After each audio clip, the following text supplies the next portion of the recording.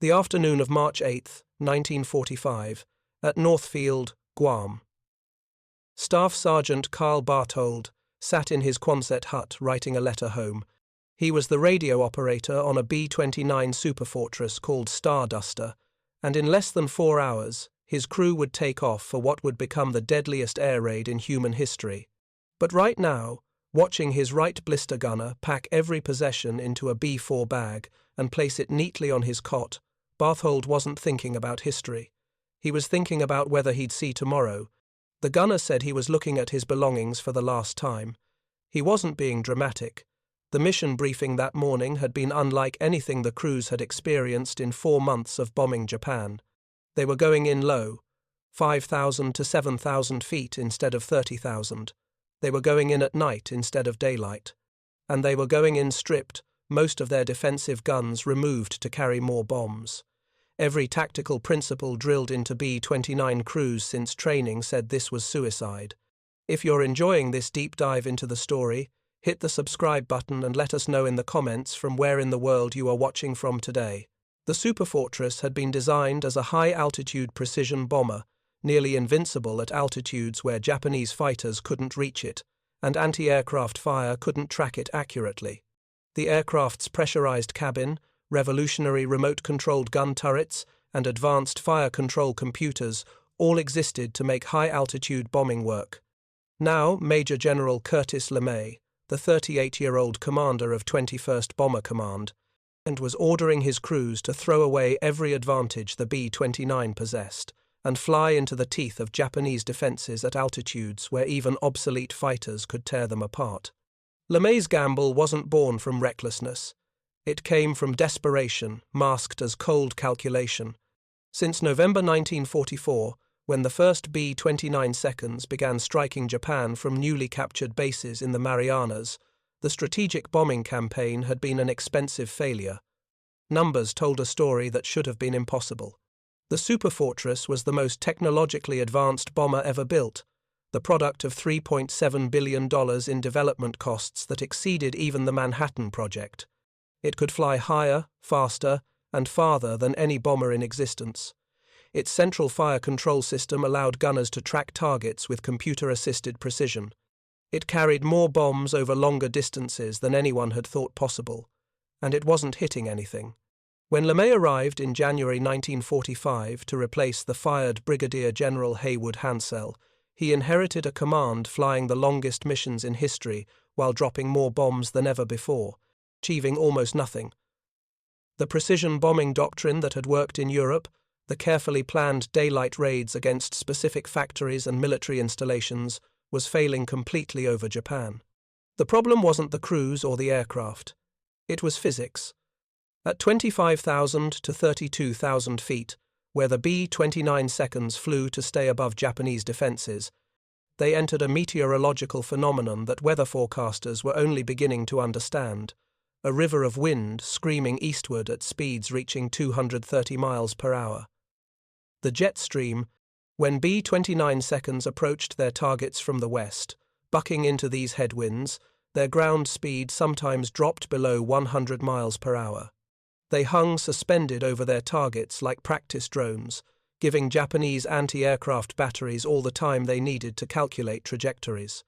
The bombs that finally fell drifted wildly off course, scattered by winds that changed speed and direction unpredictably across different altitudes. Coming in from the east, riding the jet stream, was worse. The bombers screamed over their targets at combined ground speeds exceeding 500 miles per hour.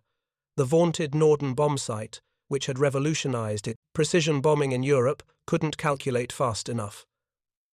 Bombardiers watched their aiming points disappear beneath them before they could stabilize the sight picture. Bombs fell miles from their targets, many splashing harmlessly into the Pacific, achieving what some crews darkly joked was an impressive fish kill total but little else. The weather added another layer of futility. Japan's climate meant persistent cloud cover, sometimes limiting visual bombing to 3 days per month. When crews finally reached their targets, they often couldn't see them. Radar bombing through clouds produced even worse results than visual bombing through jet stream winds. An analysis of the first 3 months of operations from the Marianas showed that B-29 seconds were placing bombs within 1,500 feet of their targets only 5% of the time. 5%. For a campaign meant to systematically destroy Japan's war industry, that wasn't failure. It was irrelevance. The mechanical realities of high-altitude operations compounded the tactical failures. The B-29's Wright R-3350 duplex Cyclone engines, each producing 2,200 horsepower, were engineering marvels and maintenance nightmares. Climbing to 30,000 feet with a full bomb load and fuel for a 14-hour mission pushed these engines beyond their design margins.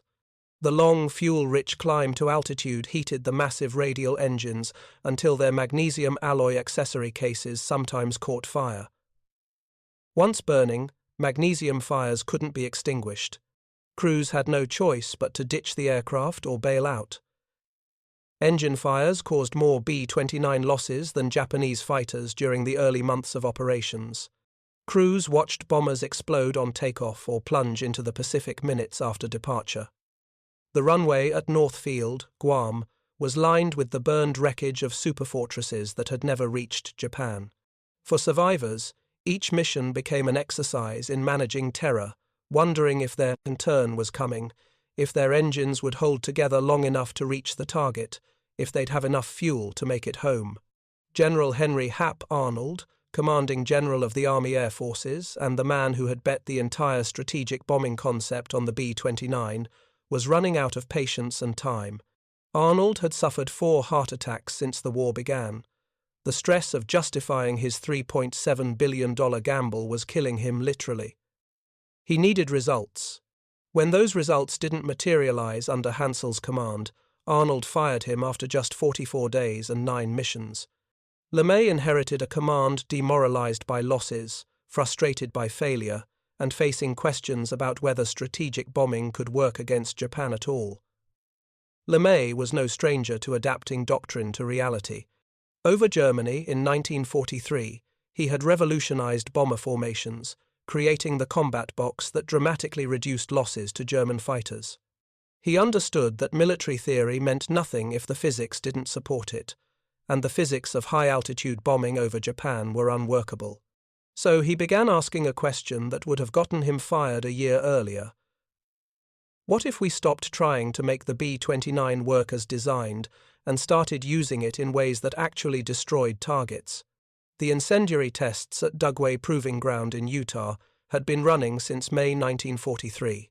Military researchers had built exact replicas of Japanese residential districts, complete with traditional wood and paper construction, tatami mats, sliding shoji screens, and thatched roofs. They called these test sites Japanese Village, clusters of authentic buildings that existed solely to be burned. Over months of trials, engineers tested every type of incendiary weapon in the American arsenal, mapping the optimal combinations of burn temperature, fuel type, and dispersal pattern. The M69 incendiary bomblet emerged as the clear winner, a hexagonal, steel pipe 3 inches in diameter and 20 inches long, weighing 6 pounds, filled with napalm. Napalm, jellied gasoline developed by Standard Oil Development Company, burned longer and hotter than the thermite and magnesium incendiaries used earlier in the war.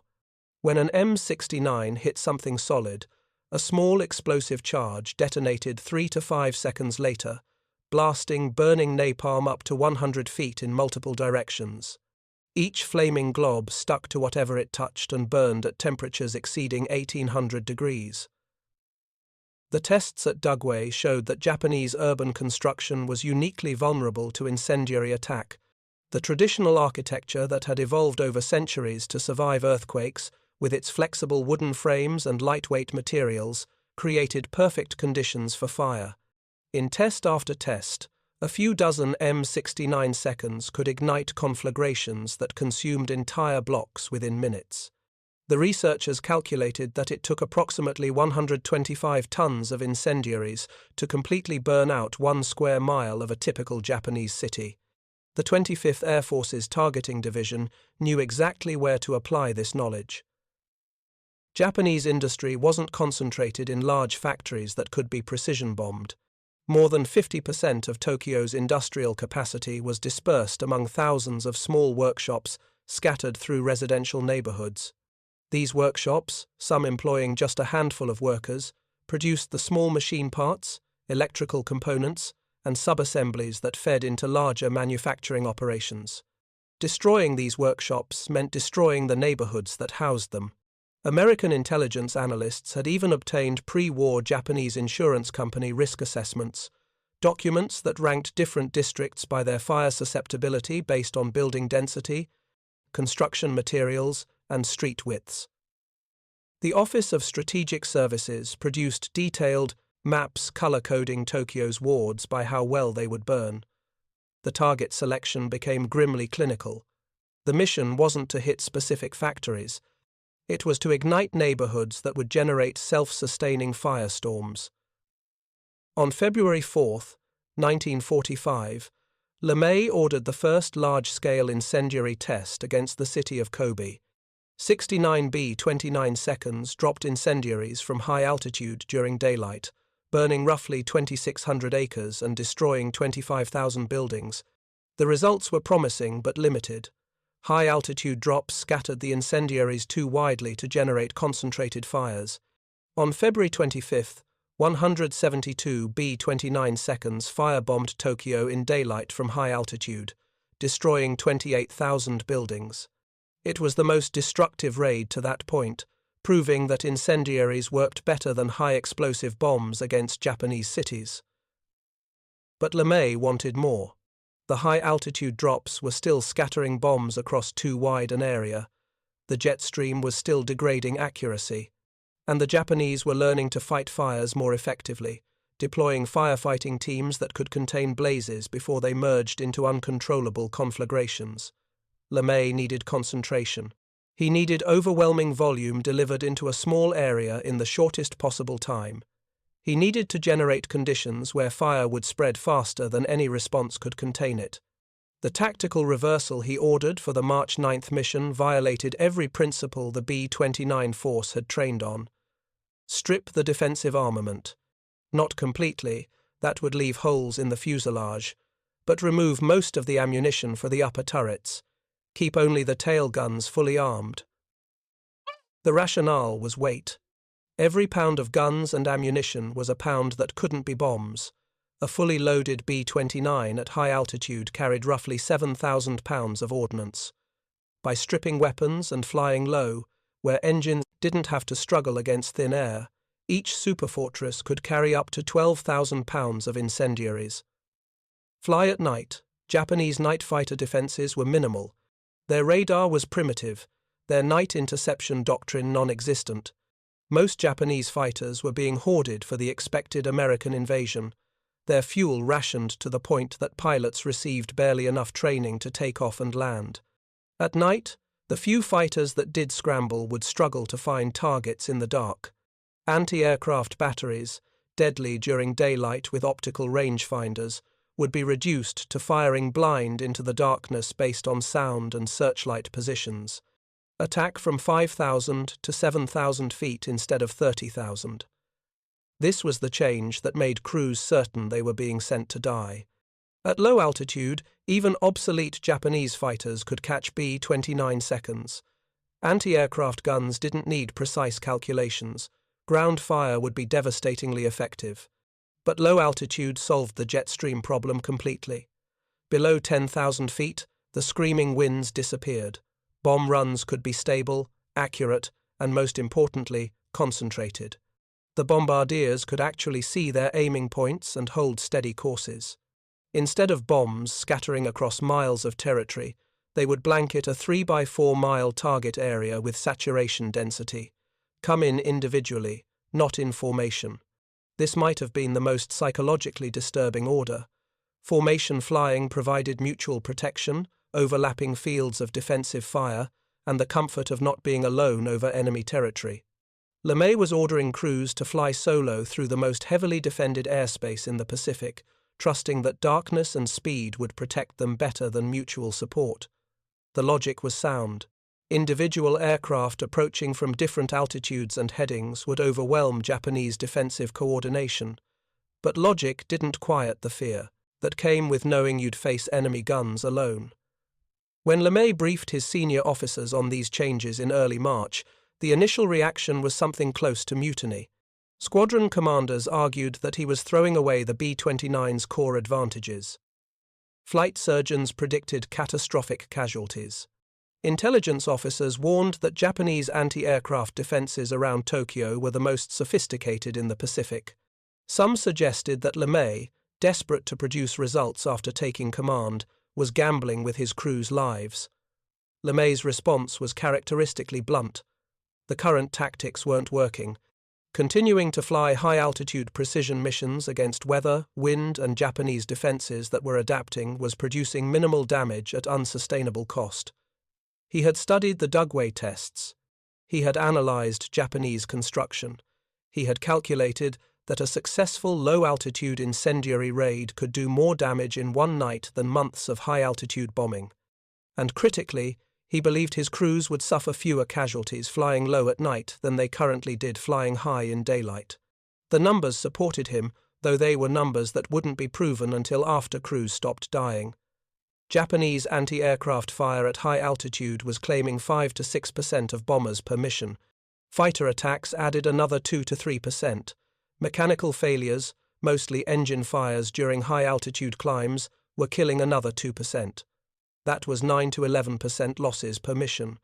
At that rate, bomber crews had virtually no chance of surviving a 25-mission tour. If low-altitude night raids reduced losses to even 7%, that was a net improvement. If darkness degraded Japanese defenses as much as LeMay calculated, losses might drop to 3 or 4%. That was still terrible odds, but survivable. There was another factor LeMay couldn't articulate in any briefing, but that he and his staff understood implicitly. The war in the Pacific was entering its endgame. American forces were closing in on the Japanese home islands. The invasion of Okinawa would begin in less than a month. Plans for Operation Olympic, the invasion of Kyushu, and Operation Coronet, the assault on Honshu, were already well advanced. Those invasions would cost hundreds of thousands of American casualties unless Japan could be forced to surrender first. Strategic bombing was one of the few options available to break Japanese will to resist before American soldiers had to storm beaches defended by an army that would fight to the last man. Moral qualms about area bombing, about targeting civilian neighborhoods, about creating firestorms that would kill tens of thousands of non-combatants. Those qualms had been negotiated and rationalized months earlier. President Roosevelt's 1939 message, urging all warring nations to refrain from the inhuman barbarism of bombing civilian populations, belonged to a different era. By 1945, American doctrine had evolved, or degraded, depending on your perspective, to accept that destroying Japan's dispersed industrial capacity required destroying the neighborhoods where that capacity existed. The workshops couldn't be separated from the wooden houses surrounding them. The workers couldn't be separated from their families. LeMay would later say, with the cold honesty that characterized his entire career, "Killing Japanese didn't bother me very much at that time. It was getting the war over that bothered me." That statement would haunt him, being cited as evidence of moral indifference or war criminality. But in March 1945, with American casualties mounting in every Pacific campaign and with the prospect of 1 million American dead in the coming invasion, LeMay's calculus reflected the arithmetic that military commanders have practiced since warfare began. Kill them faster than they kill you. End it before it gets worse. The mission order came down to squadrons on March 8th. Operation Meeting House. Target: the Shitamachi district of Tokyo, a 3-by-4-mile area housing approximately 750,000 people and a dense concentration of small industrial workshops. Ordnance: E-46 cluster bombs, each containing 38 M69 napalm incendiary bomblets. Each B-29 would carry 40 cluster bombs, meaning 1,520 individual M69 seconds per aircraft. With more than 300 bombers participating, That was nearly 500,000 individual incendiaries falling on 12 square miles. Pathfinder aircraft would mark the target first, dropping their bombs in a large X pattern across the district.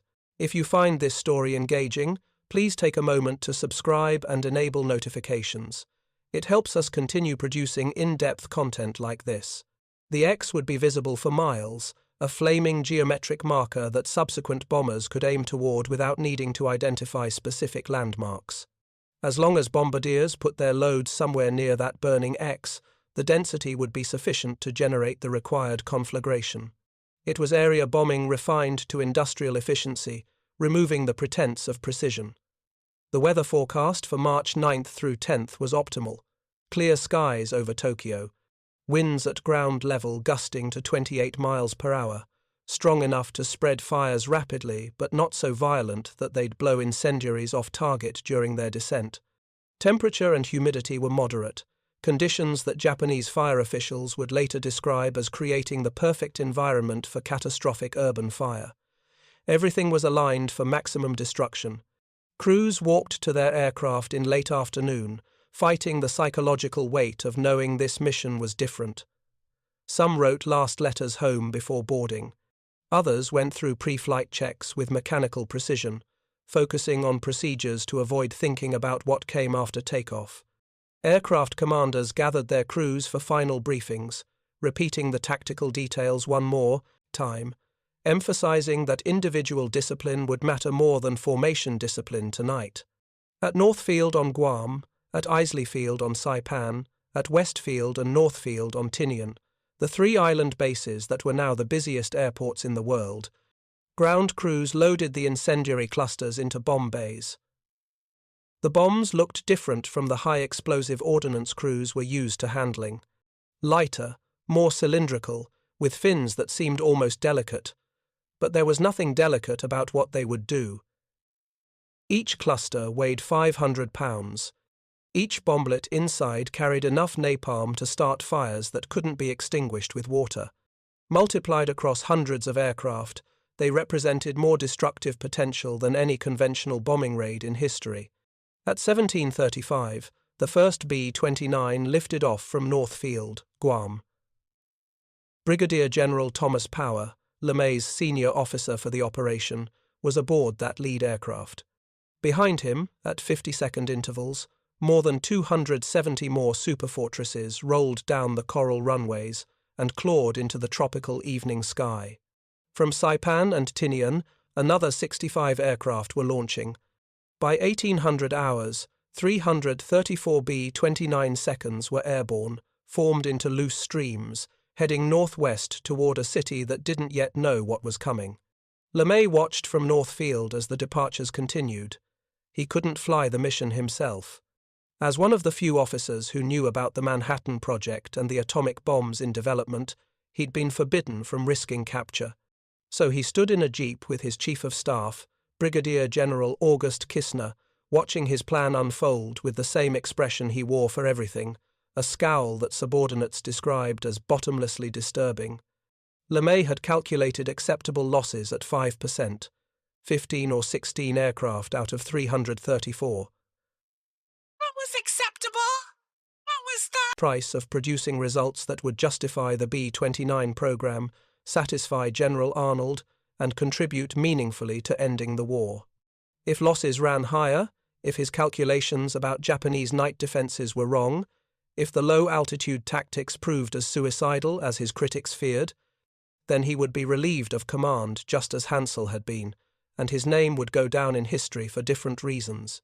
The bombers disappeared into gathering darkness, spread across dozens of miles of sky, individual aircraft converging toward the same invisible point 1,500 miles to the north. Inside those aircraft, crews were settling into the routine of long-distance flight, though tonight there was nothing routine about it. Engineers monitored engine temperatures and fuel consumption, watching for any indication that one of the Wright R3000, 350 seconds, was about to fail. Navigators plotted courses that would bring aircraft over Tokyo from multiple directions, preventing any possibility of Japanese defenses concentrating on a single approach vector. Radio operators maintained silence. There would be no chatter tonight, no formation calls, nothing to help Japanese radio direction finders track the incoming raid. Gunners sat at their stations, knowing their weapons were mostly empty, trusting that darkness would protect them better than bullets. Radar operators monitored their scopes, watching for Japanese night fighters that intelligence said wouldn't be there. Pilots flew on instruments and visual references, maintaining altitude between 5,000 and 7,000 feet, low enough that anyone who looked up would see the massive bombers clearly silhouetted against the stars. Bombardiers sat in the glass noses of their aircraft, checking and rechecking the settings on their bomb sites, going over the procedure one more time. At 2,000 feet above target, the cluster bombs would release from their rack. The clusters would fall for approximately 8 seconds before reaching 2,000 feet, where barometric fuses would trigger explosive charges that separated the clusters into 38 individual M69 seconds. Small cotton streamers would deploy from each bomblet, orienting them nose down. The M69 seconds would continue falling another 3 to 5 seconds before impact. Upon hitting something solid, a timing fuse would burn for 3 to 5 seconds, then detonate the napalm charge. That meant crews would still be over the target when their bombs ignited below. They would see their handiwork immediately, the flaming X growing brighter, individual fires merging into larger conflagrations, smoke beginning to rise. The bombardiers would watch what 12,000 pounds of incendiaries did to a city block in real time. There would be no ambiguity about success or failure tonight. No waiting for reconnaissance photos to determine if they'd hit the factory. The results would be visible from miles away, painted across the Tokyo sky in shades of red and orange. It was 2200 hours when the first aircraft crossed the Japanese coastline. No searchlights, no anti-aircraft fire. The darkness was complete except for scattered lights from blacked-out cities below. Japan's early warning radar had detected something, multiple aircraft approaching from different directions, but the tracks were confusing, not the massed formations that indicated a major raid. Some controllers thought it might be a reconnaissance sweep. Others suspected a small harassment raid, the kind that had become routine. Nobody was expecting 334 bombers carrying 8 million pounds of incendiaries. At 22:30 hours, air raid sirens began wailing across Tokyo. The sound was familiar by now. After 4 months of B-29 raids, most occurring during daylight at high altitude with limited damage, many Tokyo residents had stopped taking the warnings seriously. Some dutifully headed to shelters, others stayed in their homes, figuring they'd have time to react if bombs started falling nearby. The Japanese government had distributed instructions for dealing with incendiary attacks: fill buckets with water, keep sand available to smother small fires, form neighborhood fire-watching teams. Nobody had instructions for dealing with 500,000 incendiaries falling simultaneously into 12 square miles. Nobody had experienced saturation incendiary bombing at the density LeMay had calculated. The tests at Dugway Proving Ground had shown what happened to individual buildings and small clusters of structures. What happened when you scaled that up to an entire district, when you created conditions where every building was burning at once and fire spread faster than any response could contain, that was about to become empirical rather than theoretical. Just after midnight on March 10th, the Pathfinder B-29 seconds reached Tokyo. These lead aircraft carried specialized crews trained in precision marking. Their mission was surgical despite the area nature of the attack to follow. They came in from different directions, approaching the Shitamachi district from multiple vectors. At altitudes between 5,000 and 7,000 feet, flying through darkness broken only by scattered city lights and searchlight beams probing upward, the Pathfinder bombardiers had clear sight pictures for the first time in months of operations. The cluster bombs fell away from the Pathfinder's bomb bays, tumbling through cold air. At 2,000 feet, the clusters separated, 38 M69 seconds spreading from each bomb. Small cotton streamers deployed, orienting the bomblets nose down. The Pathfinders were laying down a geometric pattern, 2 diagonal lines of fire intersecting to form an X roughly a mile long on each axis. The X was centered on the densest concentration of workshops and residences, where 750,000 people lived in an area smaller than many American suburbs. When the first M69 seconds hit, their impact fuses triggered. 3 to 5 seconds later, small explosive charges detonated, blasting burning napalm up to 100 feet in multiple directions. The napalm stuck to wooden walls, thatched roofs, paper screens. Each bomblet generated a dozen or more individual fires. The Pathfinders dropped hundreds of bomblets.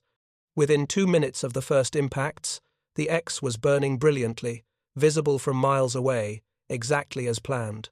The main force of B-29 seconds, 279 aircraft carrying the bulk of the incendiary load, began their runs. They came in streams, individual bombers separated by altitude and timing, but all converging on the flaming X below. Bombardiers didn't need to identify specific aiming points. They just needed to put their bombs somewhere near that geometric marker. The density would handle the rest. Richard Bailey, flying with the 9th Bombardment Group in a bomber arriving late in the attack sequence, could read papers in his cockpit from the light of the fires below. The X had already disappeared into a larger conflagration. What had been a precisely marked target was becoming an undifferentiated sea of flame. His bombardier released their load into the burning mass, adding 12,000 pounds of incendiaries to fires that no longer needed additional fuel but received it anyway, because the mission plan called for saturation. The M69 seconds fell in cascades. 40 cluster bombs per aircraft, 38 bomblets per cluster, 1,520 individual incendiaries from each B-29, 279 effective bombers over target. The mathematics produced 424,680 separate napalm-filled bomblets, hitting a 12-square-mile area in approximately 2 hours. That worked out to roughly 35,000 incendiaries per square mile, or about 5 incendiaries for every 100 square feet of the target district. Japanese construction had no defense against this volume of fire. The traditional wooden frames, designed to flex during earthquakes, burned quickly. The paper screens and tatami mats ignited instantly. The lightweight roofing materials collapsed inward, feeding flames rather than containing them. In neighborhoods where houses stood close together, separated by narrow lanes barely wide enough for 2 people to pass, fire jumped from building to building before occupants realized their street was burning. The Tokyo Fire Department mobilized every available unit within minutes of the first bombs falling, but the department had been depleted by military conscription and lacked modern equipment. According to post-war assessments, the entire city had 4 aerial ladder trucks. One of them was broken. Fire crews had portable extinguishers, canvas hoses, and manual pumps. Some crews still used wooden wagons pulled by hand. Against thousands of simultaneous fires spreading through millions of square feet of combustible construction, these tools were decorative. Within 30 minutes of the first Pathfinder bombs, the situation exceeded the fire department's capacity to respond. Individual crews abandoned attempts to fight the fires and shifted to rescue operations, pulling trapped residents from collapsed structures and directing fleeing civilians toward evacuation routes that weren't yet blocked by flames. An hour into the raid, the department gave up entirely. District fire chiefs ordered their crews to focus solely on guiding people to safety. Fighting the fire was impossible. Survival was the only remaining objective. The wind was gusting at 28 miles per hour when the raid began. As the fires merged into larger blazes, the wind became something else entirely.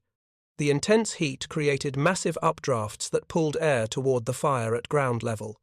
The temperature differential between the burning districts and the surrounding areas generated winds that meteorologists would later calculate reached 55 miles per hour at the fire's perimeter, possibly higher within the burning zone itself. This was approaching firestorm conditions.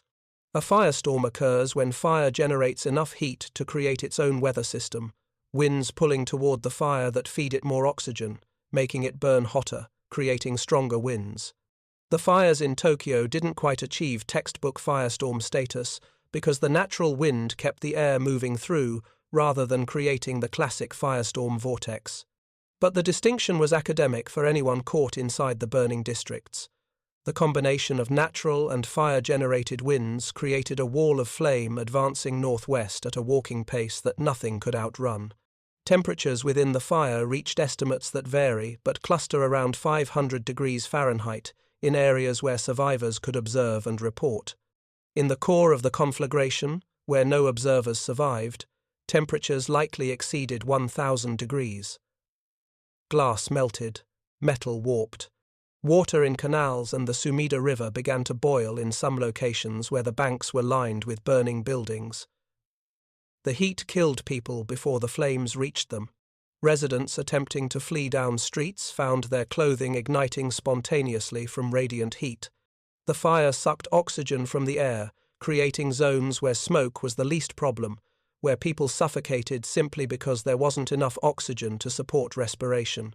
Carbon monoxide from incomplete combustion created invisible deadly clouds that killed people who thought they'd found shelter from flames. The survival calculus became brutally simple. Grasp immediately that the situation was hopeless and flee or die. Residents who stayed in their homes to fight fires with buckets of water died within minutes as flames engulfed entire blocks. The shallow foxholes that had been dug near most houses, intended as shelter during air raids, became ovens. People who climbed into them seeking protection were burned alive or suffocated as the fire passed over, consuming the oxygen around them. Civilians fled through streets that were becoming corridors of flame. The narrow lanes between buildings created channeling effects, funneling fire and wind into concentrated streams. People ran through smoke so thick they couldn't see the person ahead of them. They navigated by sound, following the screams and cries of other evacuees, hoping the crowd knew which direction led to safety. Many didn't. The official Japanese evacuation plan was non-existent.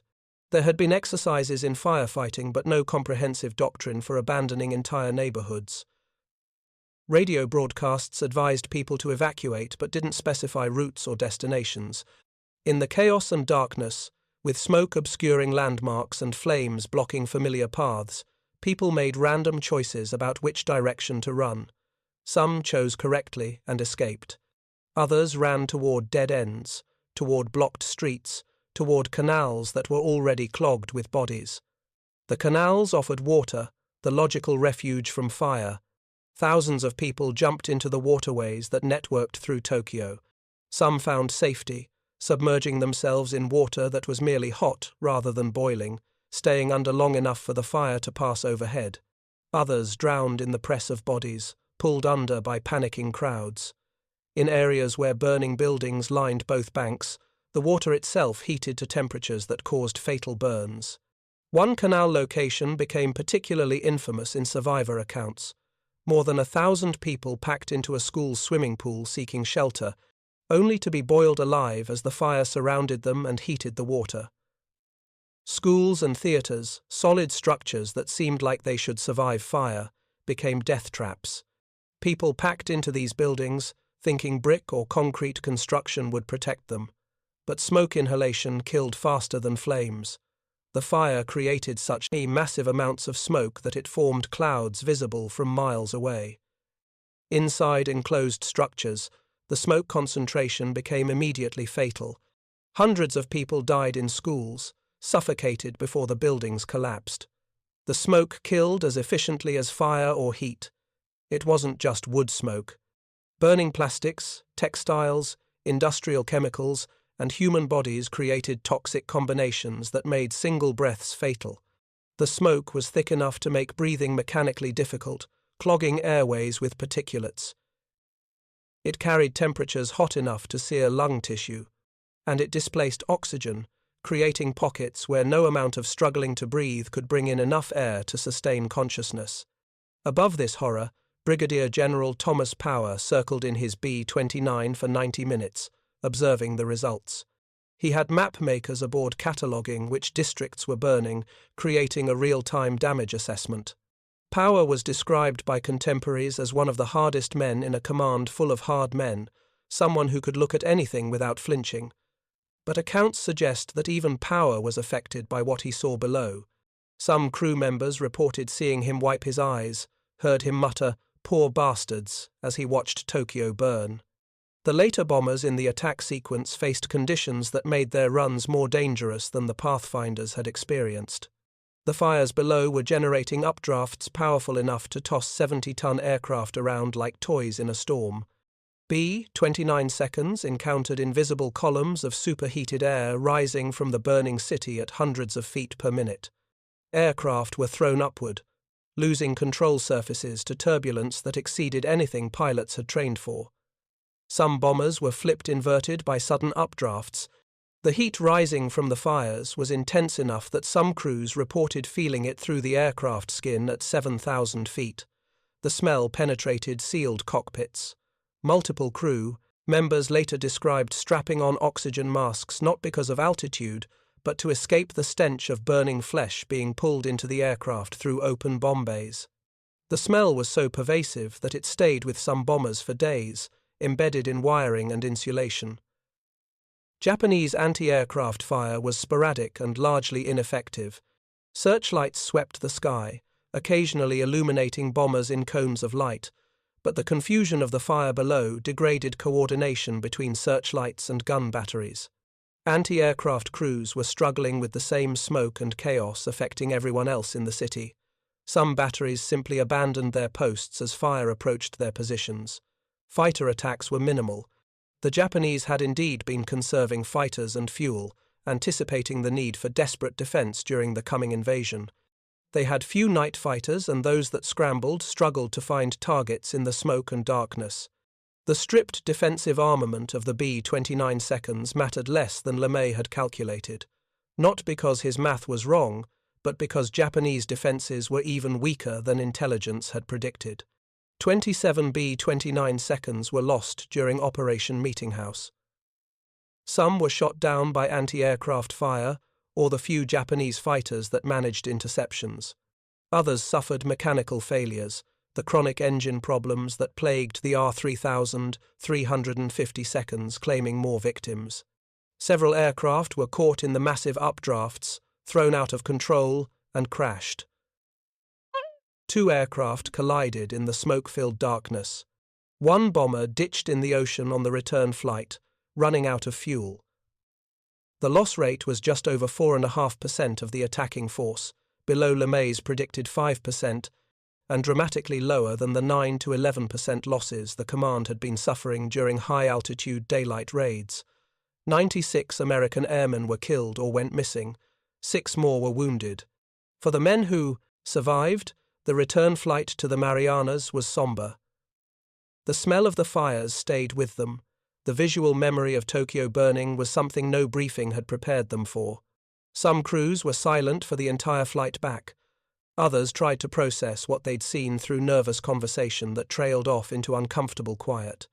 The B-29 seconds landed at their Mariana bases between 6:10 and 11:27 in the morning local time on March 10th.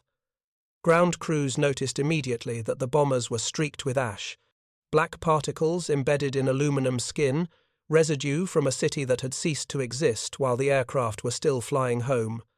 Some aircraft had to be washed multiple times before the ash could be fully removed. On the ground in Tokyo, the fire burned itself out during mid-morning on March 10th. It reached natural fire breaks, the Nakagawa Canal, large open areas where there wasn't enough fuel to sustain combustion, neighborhoods where the wind direction had prevented fire spread. The burning zone covered 15.8 square miles. Every structure within that area was damaged or destroyed. Not every building burned completely. Some concrete and brick structures remained standing, but nothing within the fire zone escaped damage. 267,171 buildings were destroyed. That represented approximately 1/4 of all buildings in Tokyo. The casualty figures remain disputed because the chaos prevented accurate accounting. The Tokyo Metropolitan Police Department compiled numbers in the days following the attack: 83,793 dead, 40,918 wounded, with 286,358 buildings destroyed. The Tokyo Fire Department estimated 97,000 dead and 125,000 wounded.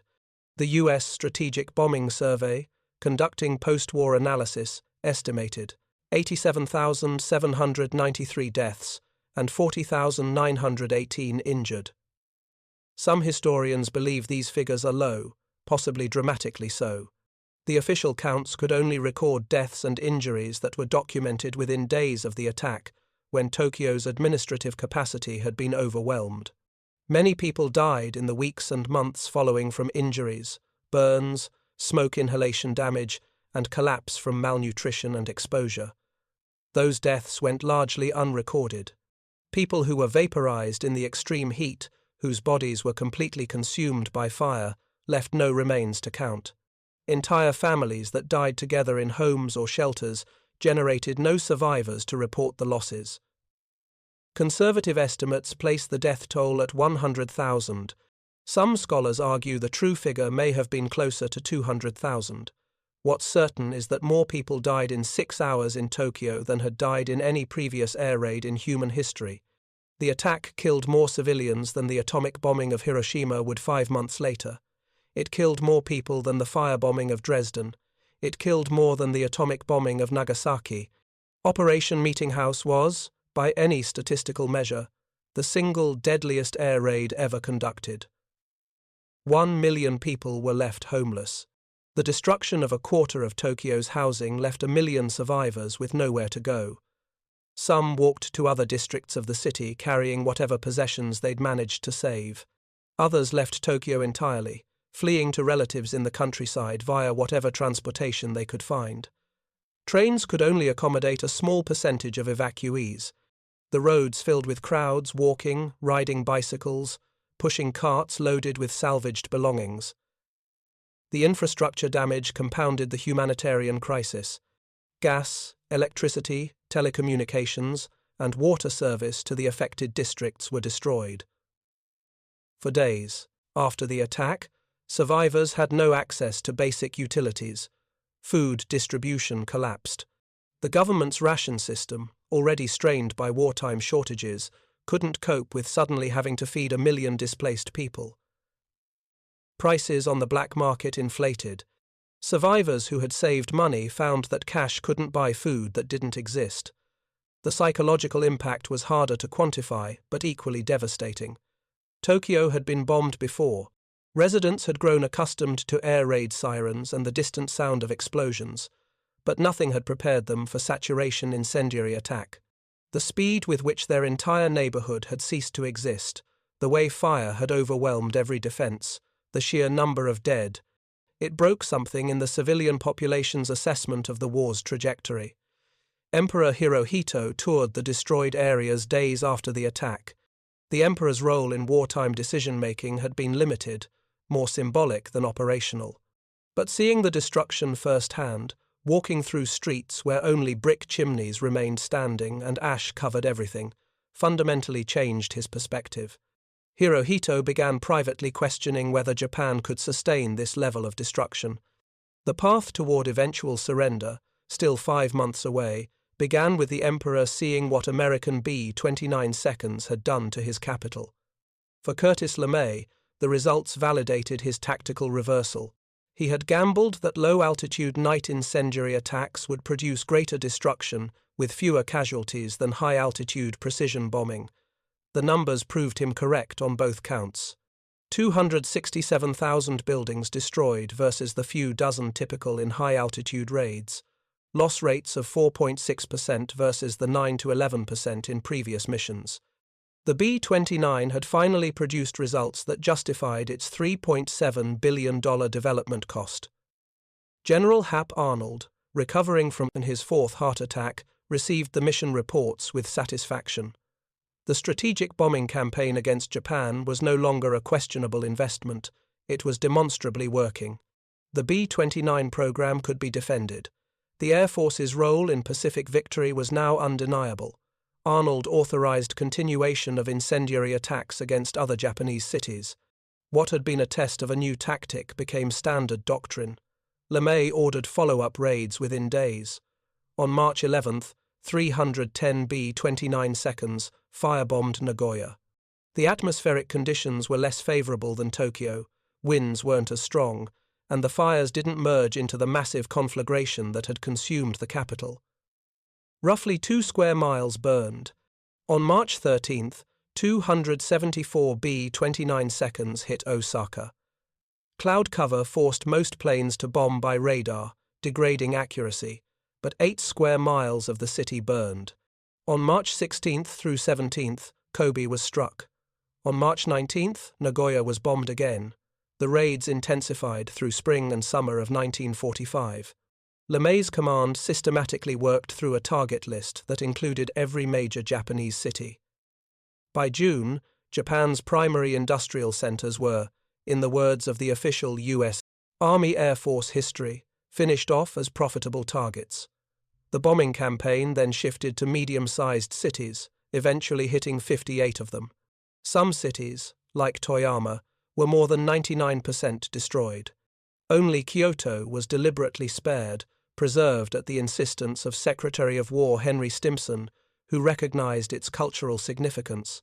The firebombing campaign destroyed Japan's ability to sustain industrial production, not because it hit specific factories, though it did that too, but because it destroyed the dispersed network of small workshops that fed larger manufacturing operations.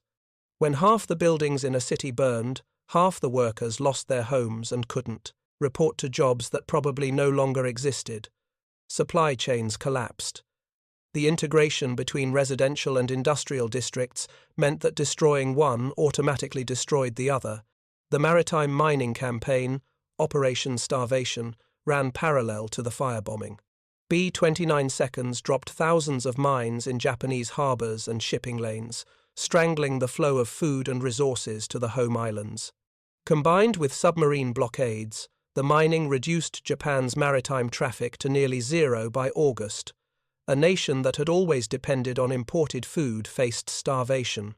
By summer 1945, Japan's strategic position was hopeless. The firebombing had destroyed much of its urban infrastructure. The mining had cut supply lines. The submarine campaign had decimated merchant shipping. American forces controlled Okinawa, putting them within easy striking distance of the main islands. The invasion of Kyushu was scheduled for November, with the assault on Honshu planned for March 1946. Every analysis predicted that invasion would cost hundreds of thousands of American casualties and millions of Japanese dead. The atomic bombs dropped on Hiroshima on August 6th and Nagasaki on August 9th changed the equation, but not in the way popular understanding suggests. Japan's leadership had already been wrestling with surrender terms since the March Tokyo raid. The firebombing had demonstrated that American air power could destroy Japanese cities at will. Adding 2 more destroyed cities to the list of 66 that had already been burned didn't fundamentally alter the strategic calculation. What changed was the emperor's personal intervention in the decision-making process, his willingness to overrule military leaders who wanted to continue fighting. The question of whether Operation Meeting House and the subsequent firebombing campaign constituted war crimes has been debated since the war ended. International law in 1945 was unclear about aerial bombardment of cities. The Hague Conventions of 1899 and 1907 prohibited attacks on undefended towns, but said nothing specific about strategic bombing. The deliberate targeting of civilian areas to destroy morale and industrial capacity existed in a legal grey area that all major combatants exploited. The Allied position was that Japanese dispersed industry made residential districts legitimate military targets. The small workshops scattered through neighborhoods were producing war materials. Destroying them required destroying the neighborhoods. The counter-argument, advanced by critics then and historians since, is that regardless of secondary military justification, the primary purpose and certain result of saturation incendiary attack was mass civilian casualties. The death toll wasn't collateral damage, it was the method working as designed. Curtis LeMay never expressed moral regret for the firebombing campaign. His later statement, "If we'd lost the war, we'd all have been prosecuted as war criminals," acknowledged the ethical complexity while defending his actions as necessary to end the war faster and save American lives. That utilitarian justification, preventing greater casualties through inflicting terrible but lesser casualties, has satisfied some analysts and appalled others. What remains indisputable is the tactical effectiveness of the reversal LeMay ordered. High-altitude precision bombing hadn't worked against Japan. The weather, the jet stream, the dispersed nature of Japanese industry, and the limits of contemporary bomb sites made it impossible to achieve meaningful destruction of strategic targets from 30,000 feet. The transition to low-altitude night incendiary attacks solved every tactical problem simultaneously. It eliminated the jet stream issue by flying below it. It solved the weather problem by attacking at altitudes where clouds didn't obscure targets. It maximized destructive effect by using weapons optimized for Japanese construction. And critically, it reduced bomber losses by exploiting Japanese defensive weaknesses at night. The human cost was transferred from American aircrews to Japanese civilians, from hundreds of bomber crew deaths per month to tens of thousands of civilian deaths per raid. That transfer was the strategic choice LeMay made. Whether it was justified, whether it shortened the war, whether alternative approaches could have achieved similar results with less civilian suffering, those questions have no consensus answers. They remain contested territory in historical analysis, military ethics, and international law.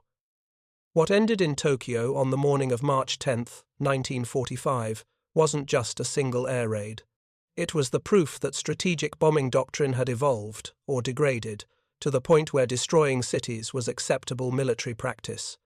The fire that consumed 15.8 square miles of Tokyo in 6 hours represented a threshold being crossed. The threshold where the distinction between military and civilian targets disappeared, where area destruction became routine, where killing 100,000 people in one night was described in official reports as an operational success. The B-29 crews who flew Operation Meeting House didn't discuss what they'd done in the terms historians would later use. They talked about following orders, completing the mission, surviving to fly again. The moral weight of having participated in the deadliest air raid in history was something most dealt with privately, if they dealt with it at all. War offered no space for extended ethical reflection. There were more missions scheduled, more cities on the target list, and the same question underlying every operation: will this end the war before we have to invade? The statistical evidence suggests the firebombing campaign did contribute to Japan's decision to surrender. How much it contributed versus the atomic bombs, versus the Soviet entry into the war, versus the hopelessness of Japan's strategic position, that's impossible to quantify precisely. What's measurable is destruction. 66 Japanese cities burned, 40% of urban areas destroyed, 300,000 to 500,000 civilians killed, 5 million made homeless, half of Tokyo's industrial output eliminated, and the loss rate for B-29 crews dropped from 9 to 11% per mission during high-altitude operations to 3 to 4% during the firebombing campaign. Curtis LeMay had been right about that. Low-altitude night attacks were safer for his crews than high-altitude day attacks. The bombers returned streaked with ash instead of riddled with bullet holes. The mathematical optimization of destruction per sortie, casualties inflicted per casualty sustained, worked exactly as calculated. The crews who survived Operation Meeting House and the subsequent firebombing campaign went home after Japan surrendered. Most didn't talk much about what they'd done. The war ended. Attention shifted to occupation, reconstruction, and the emerging Cold War. The firebombing of Tokyo became a historical footnote, overshadowed by Hiroshima and Nagasaki, absorbed into the larger narrative of World War II's final months. But for the people who were there, on the ground or in the air, March 10, 1945, remained a date that carried weight. Survivors in Tokyo carried physical and psychological scars for the rest of their lives. The smell of burning, the memory of heat, the sound of people screaming, those stayed with them. And the crews who flew the mission, who watched a city burn from 7,000 feet while ash collected on their aircraft, they carried their own memories. Of having done what was ordered, of having done it well, of having helped end a war through methods that warfare had never contemplated before the technology existed to make them possible. Thank you for watching. For more detailed historical breakdowns, check out the other videos on your screen now, and don't forget to subscribe.